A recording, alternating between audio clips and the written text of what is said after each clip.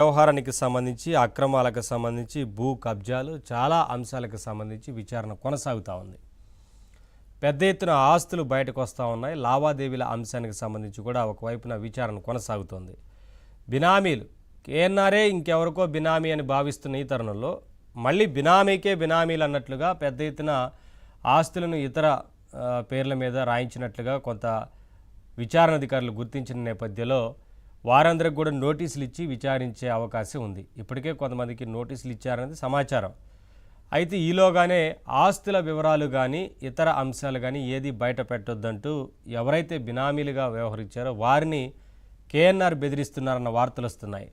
ఎట్టి పరిస్థితుల్లో నోరిపోద్దు, ఆస్తుల వ్యవహారానికి సంబంధించి కానీ ఇతర అంశాలకు సంబంధించి విచారణలో ఏమీ అంశాలను కూడా చెప్పొద్దు అంటూ వారిని బెదిరింపులకు దిగారని కనిపిస్తూ ఉంది. రాబోయే రోజుల్లో వచ్చేది మన ప్రభుత్వమే కాబట్టి ఎవరైనా సరే నోరు విప్పితే ఆ తర్వాత సంగతి చూస్తాను అంతు చూస్తానంటూ బెదిరింపులకు దిగుతున్నట్లుగా ఉన్న సమాచారం. అలాగే ఇంకొక రకంగా ఏంటంటే ఆ ఆస్తుల్లో ఎక్కువ భాగం మీకే ఇస్తాను కాబట్టి మీరు ఎట్టి పరిస్థితుల్లో నోరిప్పొద్దని కూడా కొంతమందిని బ్రతిలాడుకోవడం, మరి కొంతమందిని బెదిరింపులకు దిగడం ఇలా జరుగుతుందనేది సమాచారం.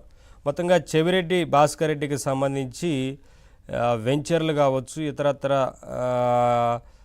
ఆస్తుల విషయాల్లో పూర్తిగా వీరిద్దరి మధ్య సంబంధాలు కొనసాగినట్లు తెలుస్తూ ఉంది. వీరిద్దరి మధ్య లావాదేవీలు ఉన్నట్లు కనిపిస్తూ ఉంది. ఈ చెవిరెడ్డికి కేఎన్ఆర్కి మధ్య ఈ లావాదేవీల అంశానికి సంబంధించి కూడా విచారణ జరుగుతోంది. పూర్తిగా విచారణ జరిగిన తర్వాత ఇంకా చాలా విషయాలు బయటకు వచ్చే అవకాశం ఉంటుంది.